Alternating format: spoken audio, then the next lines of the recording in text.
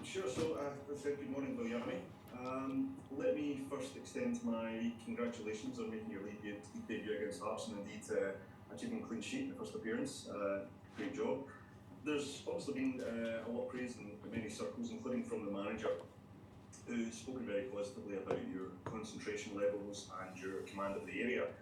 But how did you yourself reflect on your performance, and what learnings can you take into the upcoming games?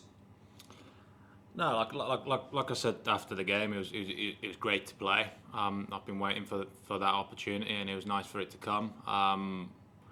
Listen, I'm here to do my best, and that's the second game I played. Obviously, I'll probably get better as games go on, but it's a half decent starting point, I suppose. I'm sure the fans and the club will see more of me as a goalkeeper the more I play, and it's just about showing that ability and that concentration level that you mentioned there, because that's what you need to be a Celtic number one eventually.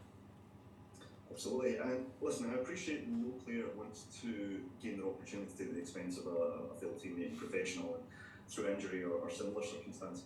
But you've spoken recently in regards to relishing the opportunity to train and develop alongside Kasper Schmeichel.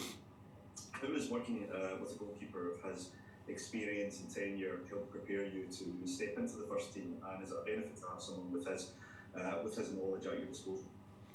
Listen, absolutely. I've been quite lucky in my young career in terms of the goalkeepers I've been able to work with, from Villa, Pepe Reina, Emi Martinez, Kasper, then working with Lukas Radecki for Finland as well. All keepers that I've always looked up to. Kasper especially being one. People probably know that, one of my idols growing up, and you're on the pitch sharing the training field with him, and you're trying to learn little things, all the little things he does on the pitch and off the pitch, and he's been amazing with me.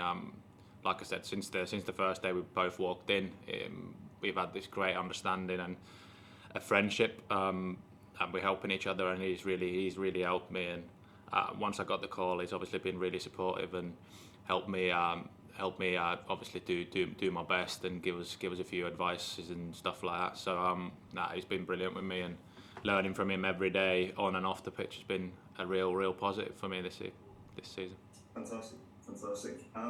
And look, it seems like modern day goalkeepers have that additional responsibility now. You're no longer just the last line of defence, but you're also now the initial point of attack in many team styles, and that requires obviously strong ability to move the ball at pace and play with your feet. That helps you feed the transition from back to front. Is that an expectation that the manager set on you and the DJ fellow goalkeepers? Is that a style of play and a challenge that you enjoy? Yeah, it's something that's expected, like you said, in the modern game. When you think of it mathematically, you've got a spare player if you use your goalkeeper. You're playing 11 against 10. So if you can utilise that, you should always have a spare man somewhere. So you can see where that comes from. So you then got to be obviously very comfortable at taking the ball under a bit of pressure, because you're going to get pressed here and there. But with the system and the stuff we work on every day, you should always have an option somewhere. So it's about just finding that right one. But yeah, it's something we work on every day very much. All the possession drills and stuff like that we do in training, we're very heavily involved as goalkeepers. So it's something we do every day. So when it comes to a match day, it's something that you've been doing before. So it's like I said, a big part of the modern game. Can I move on to Conor, please? Of course, thank you. Hi, Viljami. We often hear from former Celtic goalkeepers the influence Stevie Woods has on developing players. How important has he been since your arrival last summer? No, it's been really important. It's been, like I said before, that I've been lucky in my career to work with great goalkeepers, but I've been lucky enough to work with brilliant goalkeeper coaches as well. Woodsy being definitely one of them. The work we do off the pitch and on the pitch has been excellent, and I feel like I've developed as a goalkeeper and as a person since I've come to the football club. So it's been brilliant. The stuff we do analysis wise and the detail that we do on the training pitch has really helped us. Now, I'm interested to find out how mentally challenging this season has been for you personally. You went from playing 50 times for Exeter last season to only featuring twice so far this season. How have you found that? Listen, all footballers want to play. Everyone wants to go in and play every week. I knew the situation with Kasper coming in when I came into the football club, and it was a longer term plan.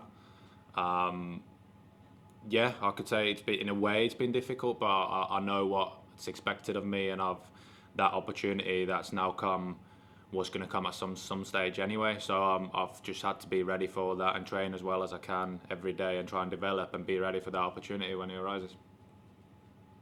And looking ahead to Sunday, 3 consecutive wins from the title. How excited are you about this stage of the season, knowing you will play a huge role in that? Yeah, one game at a time is the most important one on Saturday on Sunday. But yeah, it's exciting. It's games that every footballer wants to be involved in. Every footballer wants to play for big things, and which we're doing at the minute. So we're all focused on the game in hand, game on Sunday, and we'll look to get 3 points and then go from there. Michael, please. Was this season always earmarked for your development, and what have you taken from the first 9 to 10 months, and how much do you think you've improved in that period of time at the club? Yeah, it probably was. Like I said, I knew my role coming in, knew the plan that was going to lie ahead, and it's been brilliant to be a part of such a big football club. You feel it in every way, whether it's at training or whether it's going to games. It's a huge football club, and there's so much you need to learn from just being involved in high pressure situations that we are now. So I think I've developed a lot in terms of that mental capacity, and I hope I can be I'm capable now to jump in and do a job for the team. That's probably the main thing that you develop. Then obviously there's the technical things that you work on every day and you get better at, because it's different. The expectation is different at Celtic than it probably has been at clubs that I've been before. So there's so many things that I've learned from, but it's the mental side that what's required to be a Celtic goalkeeper, especially in the modern game. So that's the biggest thing I've learned. What conversations did Brendan Rodgers and everyone around the club have with you ahead of your debut in the Scottish Premiership last week? There's a few conversations I had. Obviously, like I said before, I've managed to play a bit of football before, so we didn't really make it this. We didn't want to overextend how much it meant and stuff like that. You don't want to put too much information in your head, and it's about doing the basics right. You got to make sure every pass is clean and stuff like that, and you're going to get a couple actions a game, and hopefully you're there and ready for it. So concentration levels and not going and looking for the game. Let the game almost come to you. That's something you normally hear being said to young keepers, and I've said that to young keepers myself. You don't need to go looking for the game. You've got to wait for the game to come to you. That's a big difference between experienced goalkeepers and then a few younger goalkeepers, where sometimes you go looking for the actions instead of waiting for the action to come to you. How much are you looking forward to coming up against Simo Valakari, another Finn in the Scottish Premiership? Yeah, it's funny. I know a few of my very close pals have played under him in Finland. Obviously met him. I've never played under him, but I've met him a few times now, quite a few times now actually, and he's a nice man, very nice man. I'm looking forward to playing against him, but I'm sure we'll have a chat after the game and discuss how the game went. Thank you. Can I have Andrew, please? Yeah, can you hear me? Yeah, Yep. we can hear you. Saturday was, we started slowly Saturday, which called you into action on 3 occasions early. For us in the stands, it was a bit nervy at the start, but then the game was very comfortable in the end. But does that 10-15 minutes on your league debut give you the confidence then for the rest of the game? Yeah, it probably does. It's nice to, obviously, every game, it's nice to get into the game early on as a goalkeeper, because you can go 10, 15, 20 minutes even without having much to do. So it's nice to, in a way, get something early doors to settle if there was any nerves. Not saying that there really was, but if there was any nerves, that kind of settles you, because you get into action and you get a touch of the ball and stuff like that. But I feel like every team, when they play against us, they have that initial 10-15 minute spell where they're up for it, and we need to get through that, and then the quality shines through, and we have the ball, and teams probably get a little bit more tired and stuff like that. So yeah, we probably need to start a little bit better on Sunday. But yeah, like you asked, it was nice to get a few actions that kind of settles you all ready for the game then. Yeah, and it's a long time coming. Obviously, the Great Rovers game was a game we expected to win, and we did win comfortably. As a goalkeeper, unlike the outfield players, when you're sitting on the bench, you know, the chances are you're not coming off unless the first choice gets injured. And in this case, it's Kasper Schmeichel, who's a quality, experienced keeper. So, like physically, we know how football players now are, like the training, the sports science.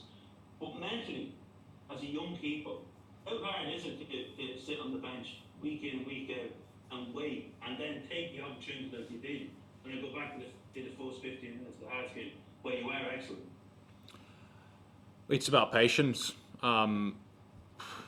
Goalkeepers tend to start playing a little bit older. I'm only 23. I'd like to say that the twilight years of my career are probably hopefully coming. So I'm still a young goalkeeper in that way. But it's about patience. You've got to wait for that moment, and like I said previously, you've got to try and do everything you can to be ready, because you never know when that moment comes. You can't know when someone's about to get injured or sent off or anything like that. So you've got to be ready for that, because when that opportunity comes, you've got to be ready. You cannot not be ready. So mentally, I suppose you could say it's hard, but you've got to prepare as if you're playing every week, whether you're on the bench or not.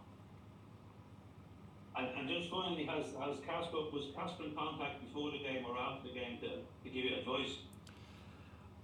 Both, to be fair. I was watching the game against Denmark, and I texted him straight after the game, obviously wishing him well and stuff like that. We swapped quite a few messages during that week, and then when he knew kind of he wasn't playing on Saturday, we spoke again, and he obviously had a few words of advice and stuff like that. And then after the game, he congratulated us and said, "Well done." Basically, I know obviously I've seen him since, but no, he's been brilliant. Like I've said before, he's such a supportive man. He's such a nice human being. So, no, he's been top class with me.